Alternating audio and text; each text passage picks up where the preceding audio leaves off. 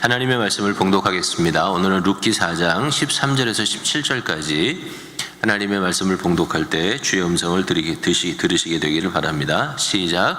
이에 보아스가 룻을 맞이하여 아내로 삼고 그에게 들어갔더니 여호와께서 그에게 임신하게 하심으로 그가 아들을 낳은지라.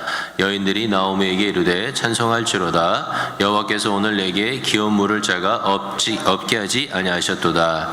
이 아이의 이름이 이스라엘 중에 유명하게 되기를 원하노라. 이는 내 생명의 회복자이며 내 노년의 봉양자. 곧 너를 사랑하며 7 아들보다 귀한 내 며느리가 낳은 자로다 하니라. 나오미가 아이를 받아 품에 품고 그의 양육자가 되니 그의 이웃 여인들에게 그에게 이름을 지어두되 나오미에게 아들이 태어났다 하여 그의 이름을 오벳이라 하였는데 그는 다윗의 아버지인 이새의 아버지였더라. 아멘. 자리에 앉으시기 바랍니다. 오늘도 하나님의 말씀이 여러분의 피가 되고 살이 되고 폐가 되고 심장이 되는 그런 귀한 역사가 일어나게 되기를 주의 이름으로 축복합니다. 성경의 66권 중에서 여자의 이름으로 제목이 붙은 책이 딱 두 권이 있습니다. 한 권은 유대인과 결혼한 이방인 여자의 이름을 땄고요. 또 다른 한 권은 이방인과 결혼한 유대 여자의 이름을 땄습니다. 그 중에 한 권이 룻기고 다른 한 권이 에스더라고 하는 책입니다. 룻기는 유대인과 결혼한 이방 여자의 이야기입니다.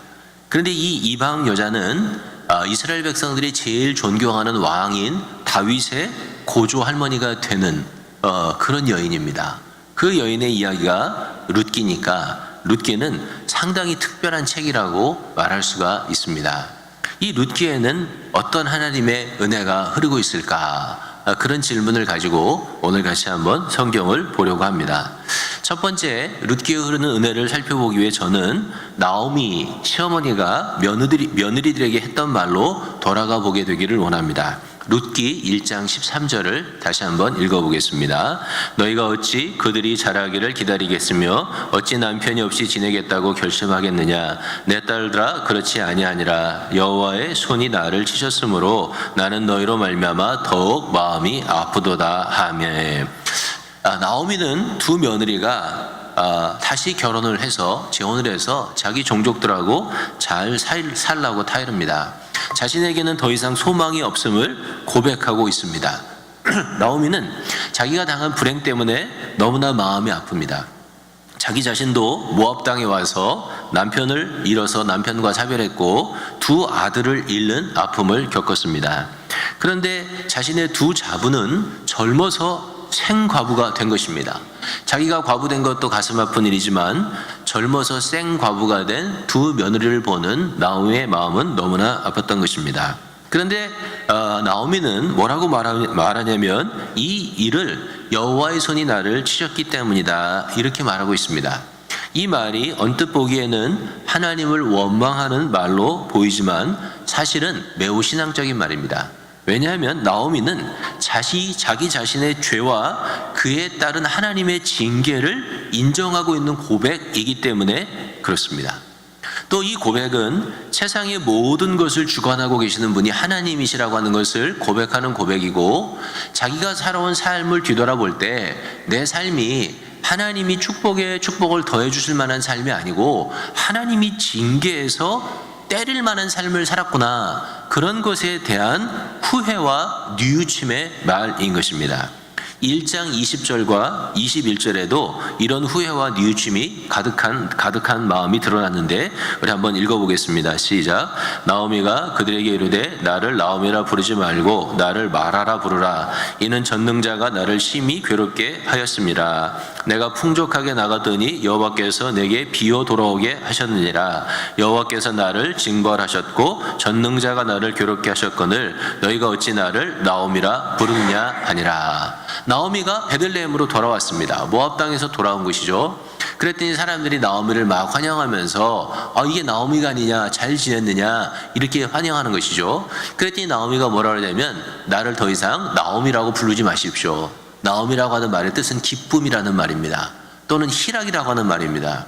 내가 얼마나 많은 고생을 당했는지, 내가 여기서 나갈 때는 그래도 풍족하게 나갔는데 이제는 과부가 돼서 아무것도 없이 돌아왔습니다. 그러니 나를 더 이상 기쁨이라고 부르지 말고 나를 마라, 고통이라고 불러주십시오. 괴로움이라고 불러주십시오. 그렇게 말합니다. 그러면서 뭐라 그러냐면 하나님께서 나를 비워 돌아오게 하셨고 전능하신 하나님이 나를 징벌하고 나를 괴롭게 하셨습니다. 이렇게 말하고 있는 것을 보게 됩니다. 후회하는 마음, 참회하는 마음이 그 안에 가득한 것이죠. 하나님의 뜻을 떠나서 이방 땅으로 갔던 나오미와 그의 남편 엘리멜렉의 모습은 사사시대의 사람들의 모습을 그대로 반영하고 있습니다. 우리 지난주에 사사기 이야기를 좀 했는데 사사시대의 사람들은 어떻게 행했습니까? 각기 자기 소견에 좋은 대로 행했습니다. 엘리멜렉과 나오미는 베들레헴에 살았고 유다 종족이었습니다. 그러던 어느 해 베들레헴에 흉년이 든 것이죠. 베들레헴에 흉년이 든 것은 이상한 일이었습니다. 왜 이상한 일이었을까요? 본래 하나님이 그 땅은 젖과 꿀이 흐르는 땅이라고 이스라엘 백성에게 주신 땅이었기 때문에 그런 거죠. 거기는 흉년이 들면 안 되는 거예요. 왜? 하나님이 젖과 꿀이 흐르는 땅이라고 주셨으니까. 그 중에서도 베들레헴은 어떤 땅이었냐면 유다 종족에게 속한 땅이었어요. 유다 종족은 이스라엘 백성이 가나안을 점령할 때 가장 컸던 종족, 가장 믿음이 좋았던 종족이 어디냐면 바로 이 유다 종족이었던 거예요. 베들레헴이라고 하는 말은 떡집이라고 하는 뜻이라고 그러죠. 요새로 말로 하면 빵집인데요. 실제로 베들레헴에는 밀이 많이 나지는 않고요. 지대가 높아갖고 올리브가 많이 나는 지역이라고 합니다. 올리브와 무화과. 그리고 고대로부터 아시아와 유럽과 아프리카를 잇는 그런 중간 지점에 위치했기 때문에 베들레헴의 역사, 베들레헴이라고 하는 도시의 역사는 굉장히 오래됐습니다. 5,000년이 넘는 역사를 가지고 있고요. 그래서 별로 가난하지 않았던 땅이라는 거예요. 그런데 그 베들레헴에 무엇이 들었죠? 흉년이 들은 거예요. 자, 흉년이 들면 어떻게 해야 될까요? 흉년이 들면 하나님을 믿는 사람들은 하나님 앞에 기도하면서 혹시 나의 범죄함으로 인해서 흉년이 들지 않았는지를 돌아봐야 되는 것이죠. 그게 예수 믿는 사람들의 모습 아니겠습니까? 내 삶에 흉년이 들었어요. 어떤 흉년이든지 간에 그럼 하나님 앞에 물어봐야 되는 거죠. 하나님, 내 삶에 이런 흉년은 내가 범죄함으로 인한 것은 아닙니까? 하나님이 우리 가운데 떠올리게 하는 범죄함이 있다면 회개해야 되는 것이죠. 그런데 나는 범죄한 게 없어요. 그런데 흉년이 들었어요. 그럼 어떻게 될까요? 참고 기다려야 되죠. 나는 그 흉년의 이유를 잘 알지 못해요. 어쩌면 나 때문이 아니고 내 주변에 있는 사람일 수도 있고요. 우리가 같이 살아가는 이 나라의 죄 때문에 흉년이 들 수도 있는 거예요. 그럴 때는 하나님 앞에 기도하면서 기다리는 모습을 가지고 기다려야 되는 것입니다. 다른 베들레헴 사람들은 다 그렇게 기다렸던 것이죠. 그런데 엘리멜렉과 나오미는 모압으로 이주해버립니다. 두 아들 데리고 가죠. 이방인의 땅으로 가버리는 것입니다. 베들레헴에서 요단강을 건너가면 멀지 않은 곳에 모압의 평야가 있었습니다. 어떤 목사님은 이것을 궤도를 이탈했다 이렇게 정리하더라고요. 신앙의 궤도를 이탈한 거예요. 인생의 흉년이 나오자 믿음의 궤도를 이탈해서 불신앙의 자리, 세상의 자리로 도망간 거예요. 맞는 말입니다. 모압 사람들은 본래 롯의 후손입니다. 롯은 누구죠? 아브라함의 조카잖아요. 롯의 후손들이에요. 그런데 이 롯의 후손이 이룬 모압은 하나님의 역사를 대적해서 나쁜 일을 많이 했습니다. 어떤 일을 했냐면 이스라엘 백성들이 가나안을 점령하려고 들어올 때 하나님께서 모압을 치는 것을 허락지 않으셨습니다. 왜 그랬을까요? 아브라함의 조카의 후손이니까. 그런데 모압 사람들이 했던 첫 번째 일은 발람이라고 하는 선지자를, 발람이라고 하는 점술사를 데려다가, 마술사를 데려다가 이스라엘 백성을 저주하려고 했던 거예요. 그 일이 실패하자 그 다음에 어떤 일을 하냐면 미디안 사람들과 짜고 나서 소위 고스비의 사건이라고 하는 것을 일으킵니다. 고스비의 사건이 뭔지 여러분 아시는지 잘 모르겠는데 고스비는 미디안의 공주였습니다. 그런데 이 미디안의 조그만 이제 그 부족의 공주였겠죠. 이 고스비와 모압 여자들이 서로 작전을 짜서 이스라엘 남자들을 유혹합니다. 성적으로 유혹합니다. 그래서 이스라엘 남자들을 타락시키게 만들고 바알 부올 지방에 있는 바알을 섬기는 그 예배에, 그 이방신의 예배에 넘어가도록 만듭니다. 일종의 꽃뱀 사건이죠. 근데 이 꽃뱀 사건으로 인해서 이스라엘 백성들이 큰 해를 당하는데 무려 24,000명이나 되는 사람들이 전염병으로 죽습니다. 그 일을 꾸몄던 사람이 누구냐면 모압 사람들이란 말이에요. 그런데 모압과 이스라엘의 역사는 그것뿐만이 아니었어요. 사사시대에는 모압이 18년 동안 이스라엘을 정복지로 점령합니다. 식민지를 만든 것이죠. 그때 모압 왕의 이름이 뭐였냐면 에글론이라고 하는 사람이었습니다. 18년 동안 이스라엘 백성이 너무 모압 왕에게 고난을 당하자 하나님이 사사를 일으켜 주시는데 그 사사가 누구냐면 에훗이라고 하는 사사예요. 그래서 에훗이 일어나서 에글론 왕을 죽이고 이스라엘을 독립시킵니다. 그게 이스라엘과 모압에 얽힌 역사예요. 이런 역사 때문에 하나님은 성경에 뭐라고 얘기하냐면 신명기에 보면 심지어 모압 사람들을 위해서는 축복도 빌지 말라고 하나님이 명령하고 계세요. 그런데 바로 어디로? 그 모압 사람들의 땅으로 도망가는 거예요. 그 땅에 가서 무엇을 얻겠다고 도망가죠? 경제적으로 잘 살겠다고 가는 거예요. 아비멜렉과 나오미는 아무리 흉년이 들었어도 모압 땅으로 내려가서는 안 되는 거였어요. 그런데 그들은 잘 먹고 잘 살겠다고 이방 사람들의 틈으로 들어가서 삽니다. 근데 그것뿐만이 아니에요. 거기서 들어가 살 뿐만이 아니고 자신의 두 아들에게 모압의 며느리를 맡게 해요. 하나님이 성경이 제일 싫어하는 것 중에 하나가 뭐냐면 이방인들과 통혼하는 것이었는데 구약시대는 그랬어요. 지금은 아니에요. 지금은 결혼해도 괜찮아요. 그런데 그때는 그랬단 말이야. 그런데 자기 아들들을 어떻게 하냐면 이방 며느리에게 주어버려요. 그렇게 해서 세월이 10년이 지났어요. 10년이 지나고 나서 어떻게 됐냐면 하나님이 징벌하셨어요. 처절하게 실패했습니다. 남편이 죽어버렸어요. 두 아들도 10년 안에 다 죽어버렸어요. 풍성했던 재물도 하나도 남김이 없이 빈털터리가 되어버렸습니다. 이 처절한 실패의 끝에서 하나님의 은혜가 임해요. 비록 늦은 감이 있지만 나오미는 후회하고 뉘우칩니다. 남편과 두 아들 다 잃고 재산도 다 잃고 난 이후의 후회이니 때늦은 후회예요. 후회입니다. 그러나 하나님을 떠난 자신의 모습, 자기의 소견에 좋은 대로 향한 자신의 초라한 모습을 뉘우쳐요. 뉘우쳤기 때문에 그녀는 어떻게 하기로 결심하냐면 돌아가기로 결심합니다. 베들레헴으로, 이스라엘 땅으로, 하나님께로, 자기 친족에게로 돌아가기로 결심하는 거예요. 이게 은혜예요. 삶의 가장 큰 실패의 자리에서 모든 것을 포기하고 자신의 삶을 파괴적으로 방해하지 않고요. 삶의 모든 실패 끝에서 후회하고 돌아오는 것, 그것이 뭐냐면 그게 하나님의 은혜란 말이에요. 내가 돌아올 수 있도록, 참회할 수 있도록, 후회할 수 있도록 우리의 마음을 움직여 주시는 것이 뭐냐면 하나님의 은혜란 말이에요. 누가복음 15장에 보면 탕자의 비유가 나오잖아요. 탕자를 생각해 보세요. 탕자는 아버지를 떠나서 허랑방탕한 삶을 살죠. 그 삶의 끝에 처절한 실패가 있었습니다. 그런데 그 실패의 자리에서 탕자는 자살하지 않아요. 그 실패의 자리의 끝에서 그는 아버지를 생각하고 후회합니다. 그리고 뉘우치는 마음으로 아버지의 집으로 돌아가죠. 후회하고 뉘우치는 마음이 하나님이 주시는 마음이요, 뉘우치는 것이 하나님의 은혜가 함께하는 것이란 말이에요.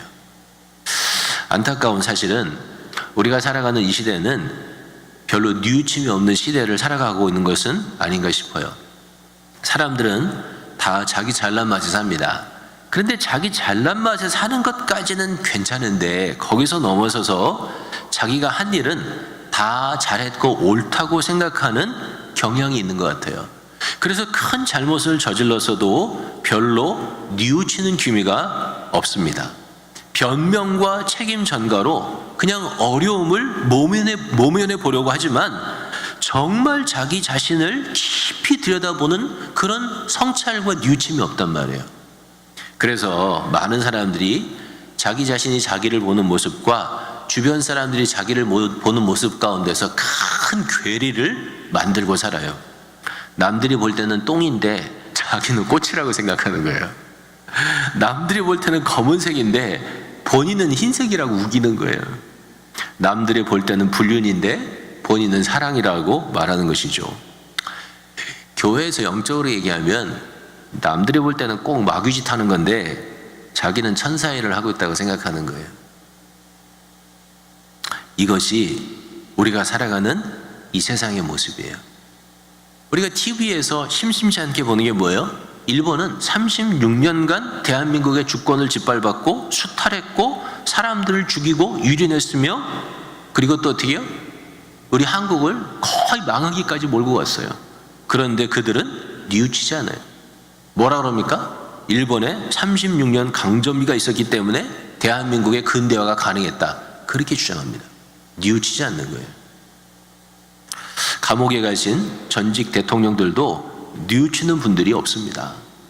재계나 법조계 인사들도 줄줄이 잡혀 들어가지만 좀처럼 정말 자기 자신이 잘못했다고 뉘우치는 분들을 보기가 어렵습니다. 자신의 잘못으로 인해서 많은 사람들이 상처를 받고 많은 사람이 고통을 당하고 많은 사람이 어려움을 당하지만 뉘우치지 않는 거예요. 어쩌면 이런 풍조가 교회에도 들어온 것은 아닌가, 그런 생각이 들어 안타까워요. 교회에서도 부끄러워하지 않고 뉘우치지 않는 사람들이 너무나 많은 것은 아닌가. 제가 어려서 신학교 다닐 때만 해도, 불과 30년 전입니다. 그때만 해도 세상은 많이 달랐습니다. 적어도 교회는 많이 달랐어요. 제가 신학교에 들어갔을 때 1학년 때 필독서로 읽었던 책이 뭐냐면 어거스틴의 참회록이라고 하는 책이었어요. 근데 그 어거스틴의 참회록이라고 하는 책을 한 번만 읽은 게 아니고요, 신학교 다니는 동안에 몇 번을 그게 필독서로 여러 과목에서 들어왔어요. 그렇게 고백록이라고 하는 책을, 참회록이라고 하는 책을 많이 읽게 만들었어요. 그럼 참회록은 어떤 책이냐면, 나이가 든 어거스틴이 자기가 아주 어렸을 때 엄마 젖을 물었을 때부터 나이가 들 때까지 자기가 지은 모든 죄들과 그때 일어났던 자신의 마음의 그런 죄성들을 하나님 앞에 고백하면서 그것들을 용서해 주신 것을 써놓은 책이에요. 근데 그 책이 한 권이 아니고 무려 10권이에요. 물론 우리는 요약한 거를 읽지만 무려 10권의 책을 써서 자신의 죄를 고백했던 게 고백록이라고 하는 말이에요. 사랑하는 다솜교회 성도 여러분, 아니 당신이 마지막으로 정말 잘못했다고 뉘우쳐 참회한 날은 언제입니까? 그렇게 물어보고 싶어요. 눈물이 침상을 적시지는 않았다고 하더라도 깊은 마음의 후회와 눈물로 자신의 죄를 하나님 앞에 자백하고 다시는 똑같은 잘못을 마음으로나 생각으로나 행동으로 되풀이지 않겠다고 하나님 앞에 참회한 날은 언제냔 말이에요. 만약에 여러분이 그날을 기억할 수 없다면, 여러분에게는 그날을 기억할 수 있다면, 죄송합니다, 그날을 기억할 수 있다면 여러분에게는 하나님의 은혜가 흐르고 있다고 하는 사실을 확신하게 되기를 바랍니다. 왜냐하면 그게 은혜이기 때문에 그래요. 만약에 그날이 생각나지 않는다면 겸손히 하나님 앞에 은혜를 구해야 돼요. 하나님, 나 자신을 성찰할 수 있는 마음을 주시고 겸손히 말씀 앞에서 침묵하며 눈물을 흘릴 수 있는 은혜를 주님께 주시도록 기도하시기를 바랍니다. 주님은 그런 기도를 좋아하세요. 그리고 그런 기도는 잘 들어주십니다. 한국에도 참회록이라고 하는 글을 쓰신 분이 있죠. 책은 아니지만 우리 기독교인으로서 자랑하는 시인인 윤동주 시인이 참회록이라고 하는 시를 썼습니다.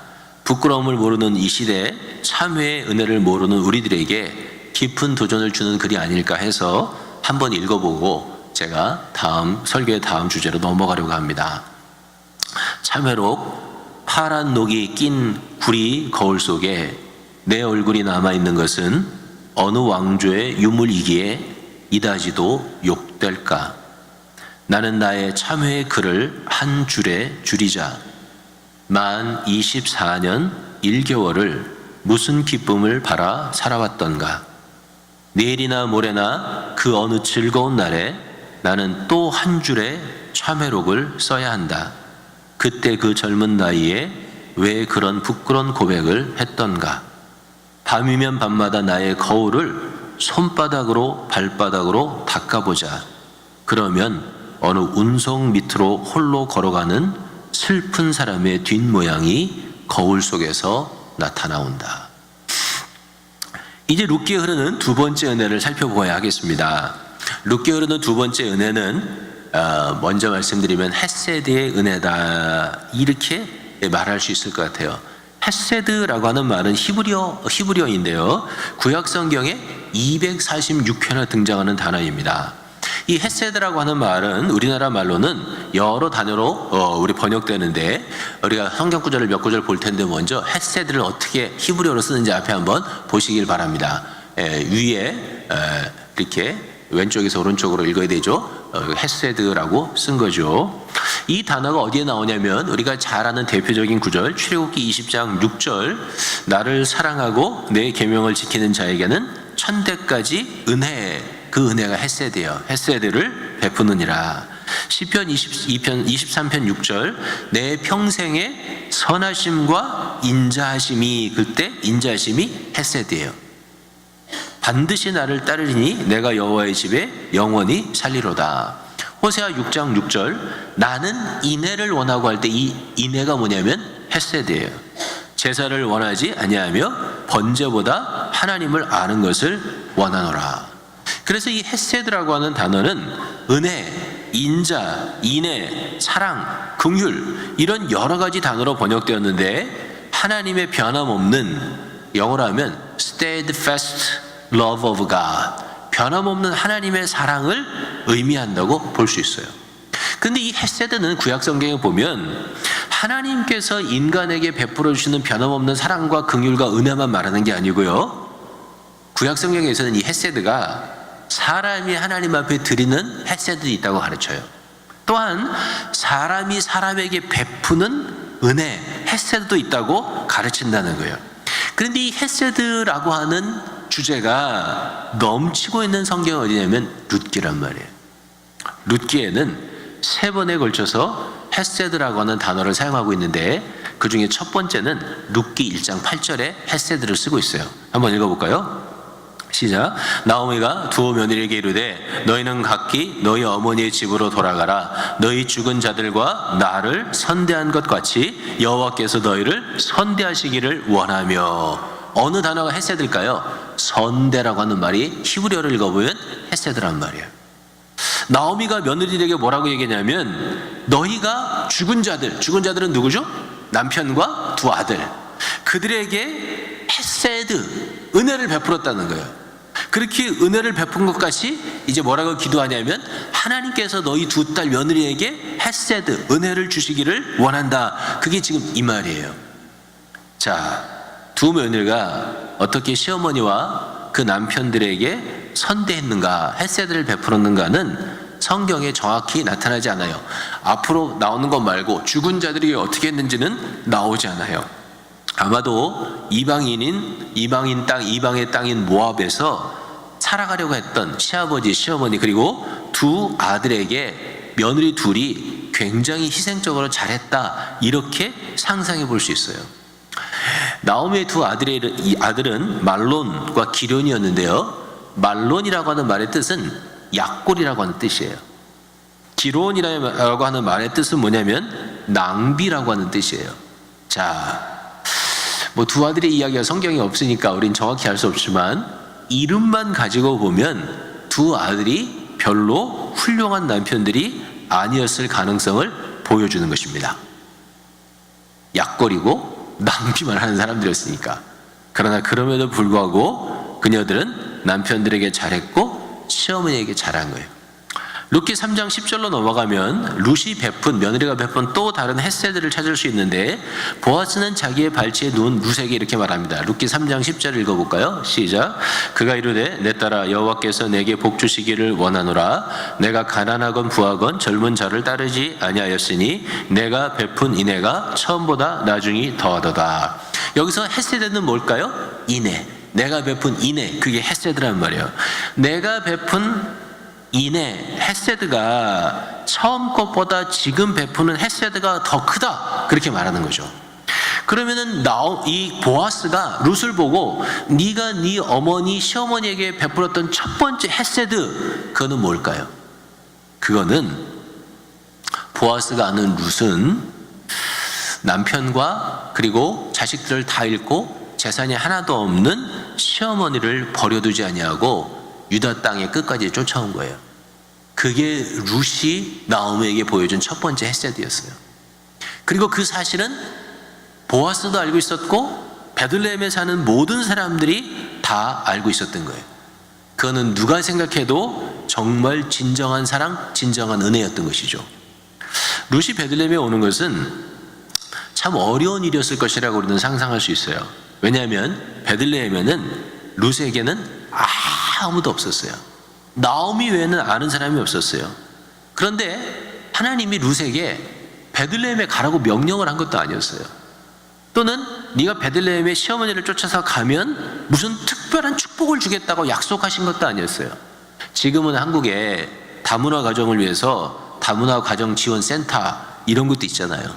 미국에는 노인을 위한 소셜 시큐리티도 있잖아요. 근데 그때는 그런 것도 없었어요. 아무것도 없었단 말이에요.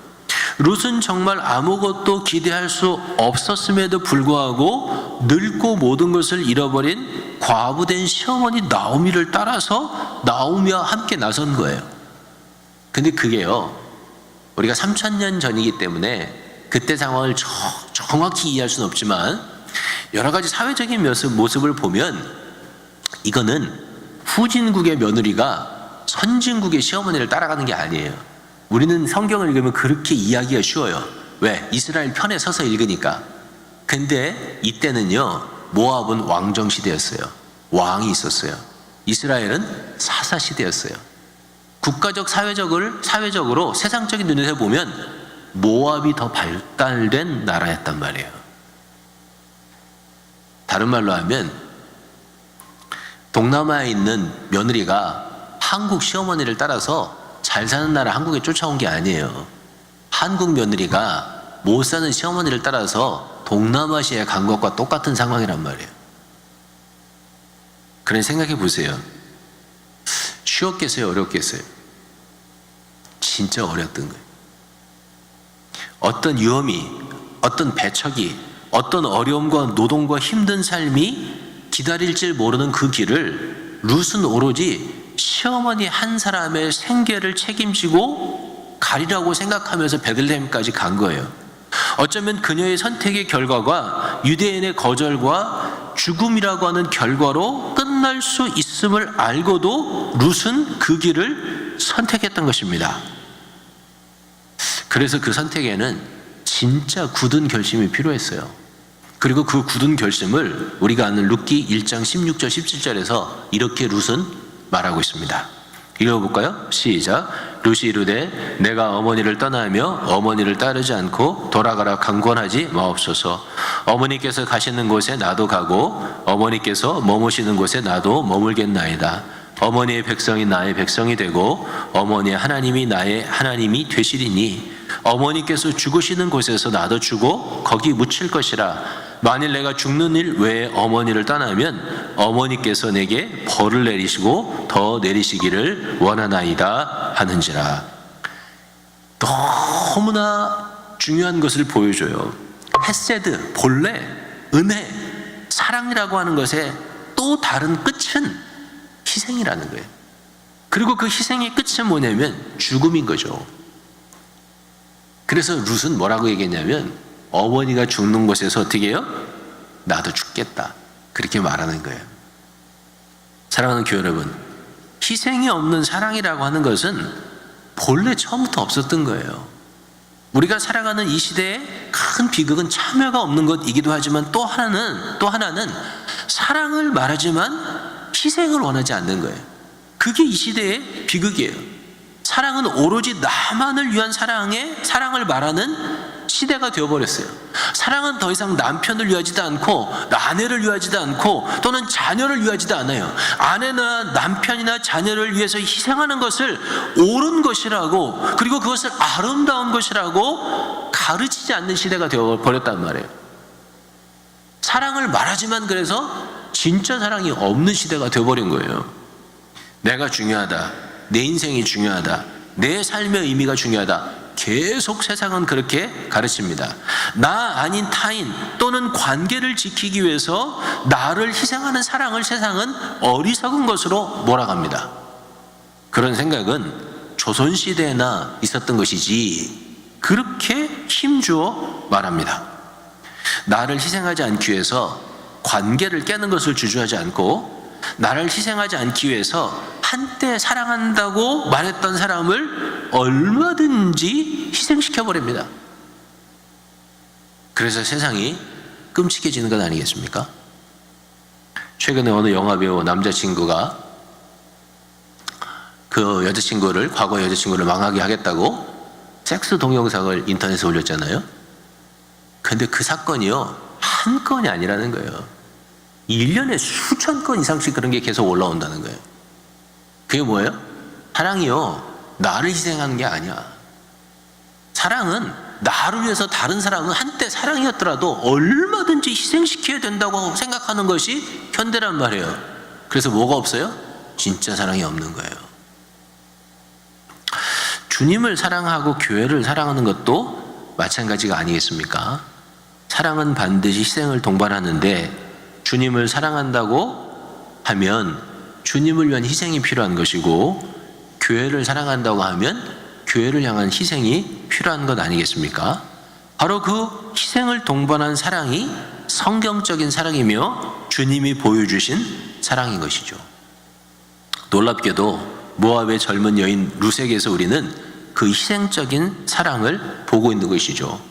이게 아이러니 아니에요? 하나님을 믿지도 않았던 사람인데, 이방 여인이었는데 그 여인에게서 우리는 사랑의 진실한 모습을 보고 있다는 거예요.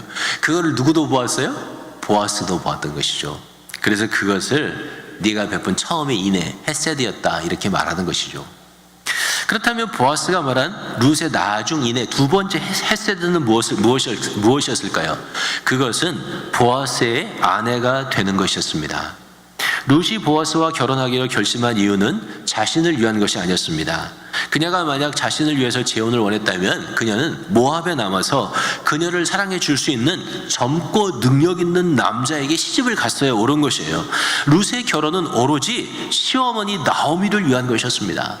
룻의 결혼은 계대 결혼이라고 하는 유대인의 전통을 따르는 결혼이었고, 유일한 목적은 보아스와 결혼함으로 말미암아 시어머니 나오미가 잃어버렸던 경제적인 고통과 사회적인 고통을 해결해주고 그녀를 회복시켜주고자 함이었던 것입니다. 자신의 시어머니와 돌아가신 시아버지, 죽은 남편의 가문을 위해 그녀는 계대 결혼이라고 하는 결혼을 선택하는 거예요.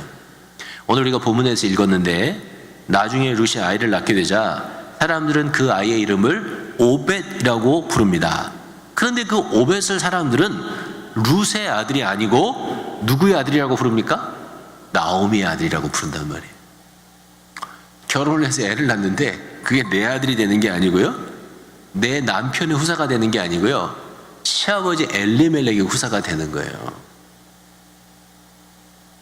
이것을 알고 있었던 보아스는 룻이 그의 시어머니에게 보여주는 은혜가, 헤세드가 너무나 크다고 인정하고 있는 것입니다. 이제 우리 마지막으로 헤세드의 단어가 써있는 룻기 2장 20절로 넘어가 봅시다. 시작. 나오미가 자기 며느리에게 이르되 그가 여호와로부터 복받기를 원하노라. 그가 살아있는 자와 죽은 자에게 은혜 베풀기를 그치지 아니하도다 하고, 나오미가 또 그에게 이르되 그 사람은 우리와 가까우니 우리 기업을 물을 자 중에 하나이니라 하니라. 이 구절은 나오미가 보아스에 대해서 말하는 말이죠. 헤세드는 은혜를 베풀다라고 하는 단어입니다. 보아스는 처음부터 은혜 베풀기를 그치지 않았습니다. 보아스가 처음부터 룻에게 지속적이고 의도적인 사랑을 보여주고 있었던 것이죠. 룻이 자기 밭에 왔을 때 보아스는 자신의 소년들을 명해서 룻을 지켜줍니다. 먹을 음식과 물을 줍니다. 그리고 룻에게 다른 곳에 가지 말고 자신의 밭에서 충분한 필요한 곡식을 거둬가도록 배려해 주는 것이죠. 그게 헤세드였어요. 그리고 오늘 본문에 룻이 자기 발치에 누워 기업 물을 자의 의무를 행해줄 것을 요청하자 룻기 3장 13절에 이렇게 대답하죠. 읽어보겠습니다. 시작. 이 밤에 여기에 머무르라. 아침에 그가 기업 물을 자의 책임을 내게 이행하려 하면 좋으니 그가 그 기업 물을 자의 책임을 행할 것이니라. 만일 그가 그 기업 물을 자의 책임을 내게 이행하기를 기뻐하지 아니하면 여호와께서 살아계심을 두고 맹세하노니 내가 기업 물을 자의 책임을 내게 이행하리라. 아침까지 누워 있을지니라 하는지라. 아멘. 보아스가 하나님의 이름을 두고 맹세하며 나오미와 룻을 위하여 기업 물은 일을 하겠다고 그렇게 다짐합니다. 헤세드를 베풀겠다고 의지적으로 결단하는 것입니다. 그러고 나서 어떻게 합니까? 천박하게 룻을 빨리 취하지 않습니다. 룻을 보호하죠. 그래서 그냥 발치에 있다가 남몰래 가게 만드는 거예요. 왜 그럽니까? 만약에 자기보다 먼저 기업 물을 자의 책임 있는 사람이 기업을 물으겠다고 한다면 룻을 거룩하게 보내야 되기 때문에 그런 것이죠. 그래서 룻을 취하지 않습니다. 그리고 자기가 할 수 있는 모든 법적인 일들, 관습적인 일들을 취합니다. 사실 보아스로서도 나오미의 기업을 물으는 것은 상당히 경제적인 손실이 있는 것이었습니다. 왜냐하면 첫째, 그는 조상 때로부터 아비멜렉과 엘리멜렉과 나오미에게 내려왔던 땅들을 다시 사야 했습니다. 아마도 그들은 모압으로 가면서 이 땅을 누군가에게 팔았던 것이죠. 근데 그 땅을 돈을 주고 다시 사야 되는 거예요. 사가지고 그 땅을 누구한테 줘야 되냐면 나오미에게 줘야 되는 거예요. 왜냐면 그 집안의 땅이니까. 근데 나오미가 죽으면 그게 다시 자기한테 돌아오는 게 아니고요. 자기가 룻에게서 낳은 그 아들을 나오미에게 양자로 줘야 되고, 그 양자로 준 그 아들이 그 땅을 물려가는 거예요. 그러니까 이 모든 일들도 사실은 많은 희생을 동반하는 것이었어요. 그런데 보아스가 그 일을 하겠다고 다짐하는 것입니다. 기쁨으로 하는 거죠. 자발적으로 하는 거예요. 룻기에는 희생을 치르는 지속적인 은혜가 나오미에게서 룻에게 흘러가요. 그리고 룻에게서 다시 나오미에게로 흘러가요. 그리고 다시 그 은혜가 보아스에게서 다시 또 룻에게 흘러가요. 얼마나 감격스러워요. 여러분, 그런 교회가 그립지 않습니까?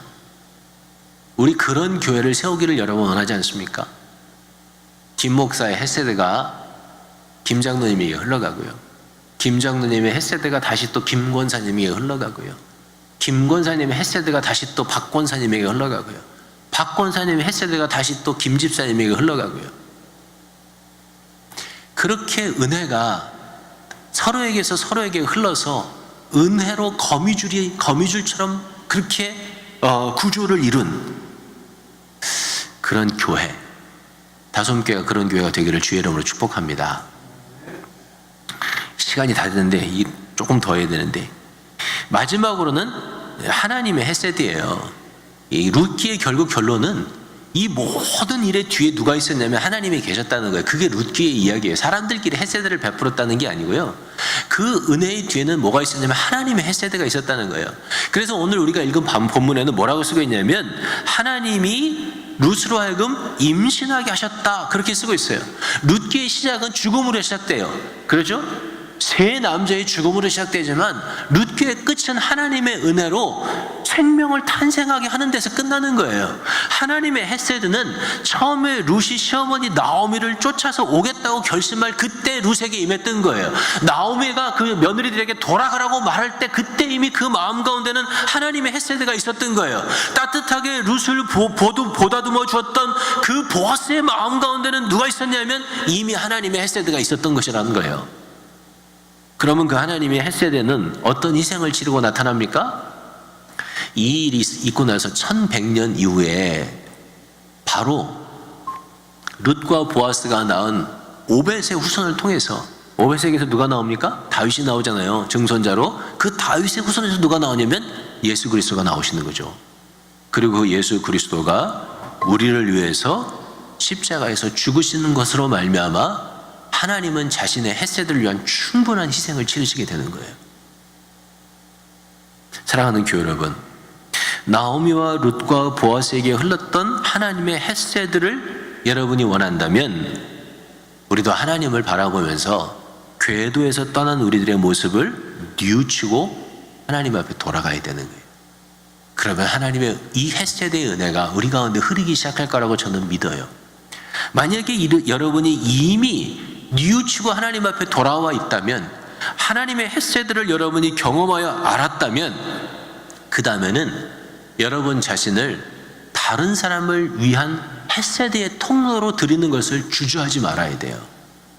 이미 하나님의 그 사랑을 알았고 이미 하나님의 그 은혜를 알았다면 하나님이 우리에게 그 사랑을 희생적으로 다른 사람을 위해서 베풀라고 요청하신다는 거예요. 그리고 그것은 십자가 지는 일이에요. 그거는 죽는 거예요. 그런데 우리는 십자가 지기를 원하고 죽기를 원하는 것입니다. 왜냐하면 그 십자가의 끝은, 죽음의 끝은 죽음이 아니고 부활이기 때문에 그런 것이죠. 그게 기독교의 진리예요. 그게 기독교의 가장 핵심이라는 것입니다. 여러분의 삶에서 이 하나님의 헤세드가 여러분 가운데 그리고 여러분을 통해서 놀랍게 세상 가운데 흘러 들어갈 수 있게 되기를 주님의 이름으로 축복합니다. 아멘. 우리가